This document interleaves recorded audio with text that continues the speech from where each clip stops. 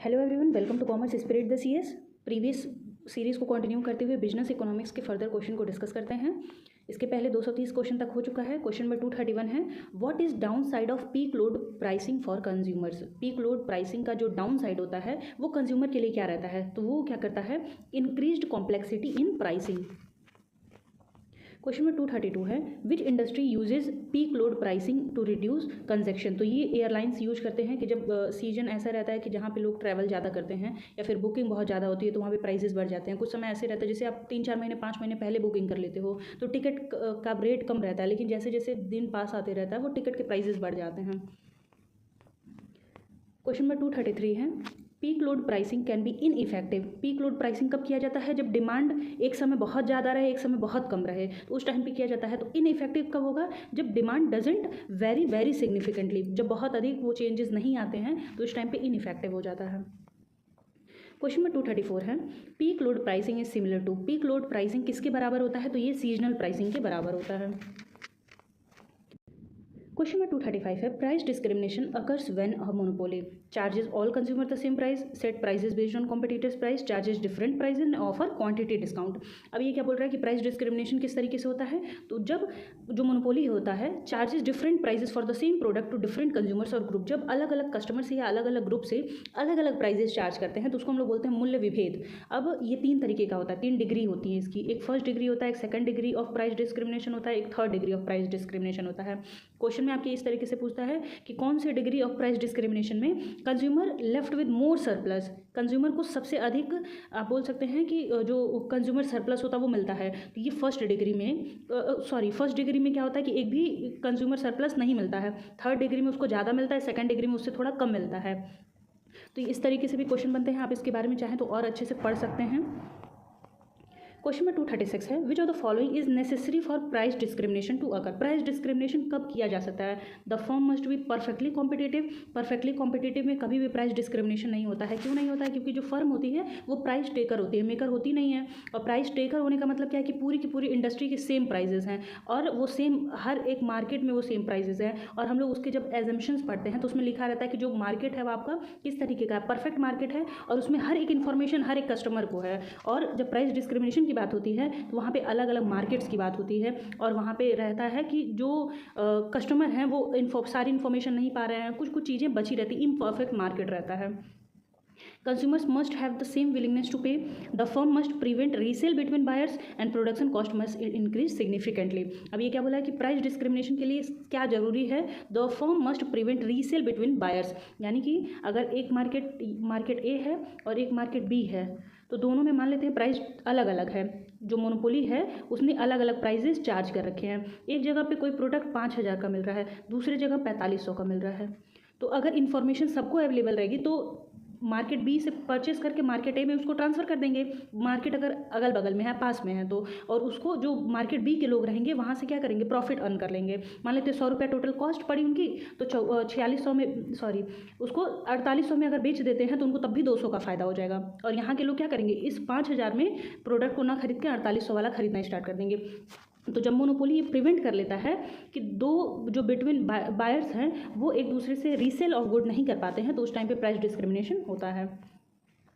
Question number 237, what is the key objective of price discrimination for monopolist. Eliminate competition, maximise overall profit, minimise production cost, offer product at lowest possible prices. तो ये price discrimination का main objective होता है, maximise overall profit by capturing consumer surplus. ये मैंने बताया कि 3 degree का कंज्यूमर सरप्लस होता है।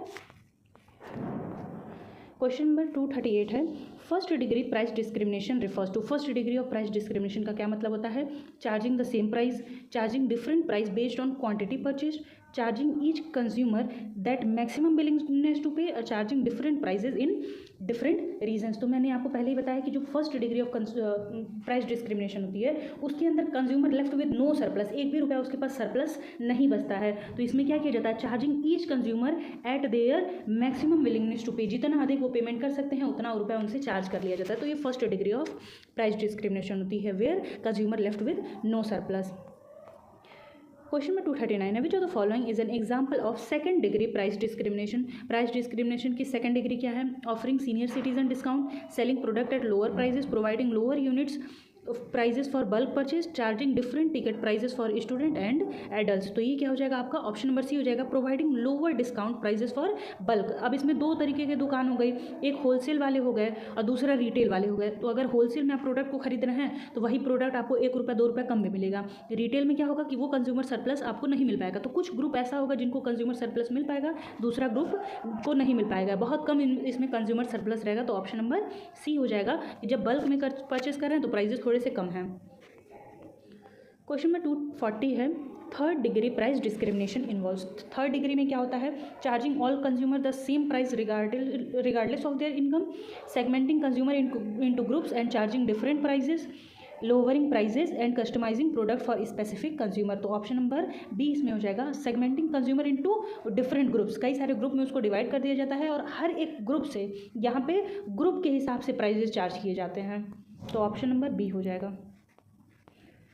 क्वेश्चन नंबर 241 है, unnecessary condition for third degree price discrimination is. Third degree price discrimination अगर करना है तो उसके लिए एक नेसेसरी कंडीशन क्या हो जाती है, अब market power and different price elasticities in separate market, equal demand in all segment, uniform willingness to pay, free trade of product among consumer. तो ऑप्शन नंबर डी गलत हो जाएगा। इसलिए गलत हो जाएगा क्योंकि प्राइस डिस्क्रिमिनेशन क्या बोलता है कि फ्री ट्रेड नहीं होना चाहिए among consumers, uniform willingness to pay by all consumer, तो ये बहुत इसका नेसेसरी कंडीशन नहीं है। Equal demand in all segment ये भी नहीं है। तो ऑप्शन नंबर ए आपका करेक्ट हो जाएगा कि market power and different price elasticity in separate market. अलग अलग मार्केट है, उसमें क्या हो रहा है कि उनके मार्केट पावर भी अलग है। दूसरी चीज़ क्या है कि उसमें जो प्राइस इलास्टिसिटी है अलग अलग है। एक में कहीं पे ऐसे रहता है कि जहाँ पे इन इलास्टिक रहता है, दूसरे में इलास्टिक रहता है, तो वहाँ पे प्राइस डिस्क्रिमिनेशन बहुत अच्छे से होता है। क्वेश्चन नंबर 242 है, an airline charging higher prices for consumer travellers than leisure travellers is an example of. The business travellers के लिए अलग प्राइजेस रखना, लेजर ट्रैवलर्स के लिए अलग प्राइजेस रखना, तो ये थर्ड डिग्री प्राइस डिस्क्रिमिनेशन हो जाता है। क्वेश्चन नंबर 243 है, a monopoly is most likely to use price discrimination when.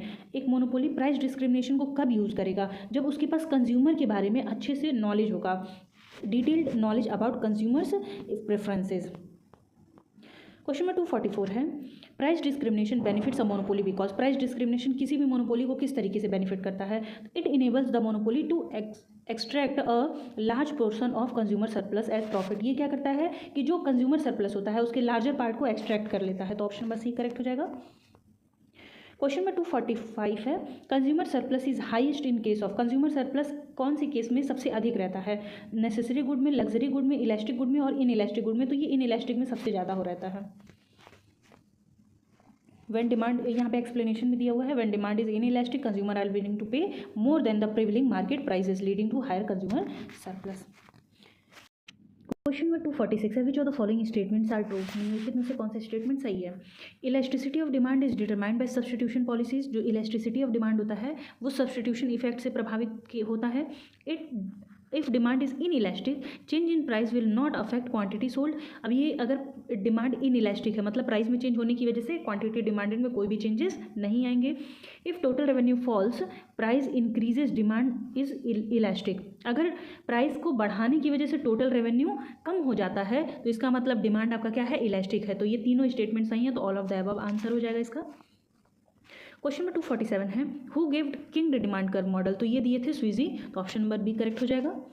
Question number 248 है, which of the following assumptions are essential part of kinked demand curve analysis of oligopoly behaviour. अब आपको कुछ options दिए हुए हैं और उसके नीचे ऑप्शन दिया हुआ है आंसर का कि ओलिगोपोली के लिए कौन से महत्वपूर्ण कंडीशन है।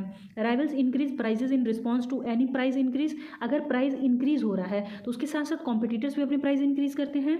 Rivals reduce prices in response to any decrease. अगर प्राइसेस कम हो रहा है तो उसके साथ साथ कॉम्पिटिटर्स भी प्राइसेस इंक्रीज कर देंगे। Rivals reduce prices in response to any price increase. कोई भी प्राइस इंक्रीज होता है तो उसके बदले में वो अपने प्राइसेस को कम कर देते हैं। Rivals do not react to any price increase. Price बढ़ने पर वो कोई भी रिएक्शन नहीं देते हैं। और rivals do not react to any price decrease. और राइवल्स कोई भी प्राइस आप डिक्रीज करते हैं तो उसमें रिएक्शन नहीं रहता है। तो किंग डिमांड कर्व में क्या होता है, जो ओलिगोपोली मार्केट है, अगर चार फर्म्स हैं उसमें, तो उसमें अगर एक फर्म अपने प्राइजेस को बढ़ाता है तो बाकी सभी फर्म साइलेंट रहते हैं। यानी कि rivals do not react to any price increase, कोई भी प्राइस इंक्रीज हो रहा है तो उस पर कोई भी रिएक्शन नहीं देते हैं। लेकिन दूसरा क्या बोलता है कि जैसे ही प्राइजेस एक फर्म कम करती है सारी फर्म्स प्राइजेस को कम कर देती हैं। तो ये क्या हो जाएगा, rivals reduce prices in response to any price decrease. तो ऑप्शन नंबर बी और डी करेक्ट हो जाएगा। तो ये कहाँ है, ऑप्शन नंबर 4 में B and D correct condition है। क्वेश्चन नंबर 249 है, इन अ कार्टेल, कार्टेल मतलब होता है group, firm compete against each other, firm एक दूसरे से कॉम्पिटिट नहीं करते हैं। यहाँ पे क्या होता है, एक तरीके से आप बोल सकते हो एग्रीमेंट की तरह है। Price wars are common, price war होता है इसमें। Firm use price to win market share from competitor, firm collude. तो इसमें क्या होता है कि फर्म्स कॉल्यूट करते हैं, यानी कि एक दूसरे के साथ मिल करके ग्रुप क्रिएट करते हैं। क्वेश्चन नंबर 250 है, which of the following statement is true for both monopolistically competitive and oligopolist industry. अब ये बोला है कि मोनोपोलिस्टिकली कॉम्पिटिटिव मार्केट है और ओलिगोपोलिस्ट इंडस्ट्री है, इसमें कौन सा स्टेटमेंट है जो दोनों पे एप्लीकेबल होता है। It is impossible for new firm to enter in the industry, collusion and creation of market cartel, producer can not benefit from knowing each other, firms have some degree control over prices. तो option number D correct हो जाएगा। जो firm होती हैं उनके पास some degree of control over prices, price के ऊपर थोड़ा थोड़ा उनके पास कंट्रोल होता है। क्वेश्चन नंबर 251 है, doctrine of consumer surplus is based on. Consumer surplus का जो डॉक्ट्राइन है वो किस पे बेस्ड होता है, इंडिफरेंस कर्व एनालिसिस पे, रेवेल्ड प्रेफरेंस थ्योरी पे, लॉ ऑफ सब्स्टिट्यूशन पे, या law of diminishing marginal utility पे। तो क्वेश्चन नंबर 251 आपके लिए होमवर्क है, अगर आपको इसका आंसर आ रहा होगा तो आप कमेंट करिएगा, और वीडियो पसंद आ रही होगी तो वीडियो को लाइक कर दीजिएगा, चैनल पर नए होंगे चैनल को सब्सक्राइब कर दीजिएगा। क्वेश्चन नंबर 252 है, according to law of variable proportion the second stage of production ends when. अब क्वेश्चन को ध्यान से अगर देखेंगे तो ये क्या बोला है कि लॉ ऑफ वेरिएबल प्रोपोर्शन में सेकंड स्टेज कब खत्म होता है। Marginal productivity of variable input maximum, both marginal productivity and average productivity of variable input are equal, marginal productivity of variable input becomes zero and average productivity is positive, marginal productivity of variable input is negative but average productivity is positive। तो option number C इसमें correct हो जाएगा। ये कैसा point आता है जहाँ पे मार्जिनल प्रोडक्टिविटी जीरो हो जाती है किसी भी वेरिएबल इनपुट की, लेकिन उसके साथ साथ जो एवरेज प्रोडक्टिविटी है वो आपकी क्या हो जाती है, पॉजिटिव रहती है। और जैसे ही मार्जिनल प्रोडक्टिविटी जीरो के पॉइंट पर पहुँच करके उसके आगे बढ़ती है, थर्ड स्टेज स्टार्ट हो जाता है। क्वेश्चन नंबर 253 है, मैच तो फॉलोइंग करना है, जीरो इनकम इलास्टिसिटी है, यूनिट क्रॉस इलास्टिसिटी है, पॉजिटिव और नेगेटिव है, तो कौन सा किसके साथ मैच करेगा। जीरो इनकम इलास्टिसिटी है तो वो किसके लिए होता है, इनडिफरेंट गुड्स के लिए होता है कि इंडिपेंडेंट के लिए होता है, कॉम्प्लीमेंट्री के लिए होता है, सब्स्टिट्यूट के लिए होता है। यूनिट क्रॉस इलास्टिसिटी पॉजिटिव और नेगेटिव, तो पॉजिटिव के लिए क्या हो जाएगा, सब्स्टिट्यूट, तो ऑप्शन नंबर डी इसका हो जाएगा। और कॉम्प्लीमेंट्री किसके साथ होता है, नेगेटिव के लिए होता है, सॉरी यहाँ पे ऑप्शन नंबर सी हो जाएगा। तो नेगेटिव आपका कॉम्प्लीमेंट्री के लिए हो जाता है, इंडिपेंडेंट गुड के लिए क्या होता है आपका जीरो इनकम इलास्टिसिटी हो जाएगा, यानी कि ऑप्शन नंबर ए हो जाएगा। और इनडिफरेंट गुड के लिए क्या हो जाएगा, डी हो जाएगा। तो ऑप्शन नंबर आपके इस तरीके से हो जाएंगे।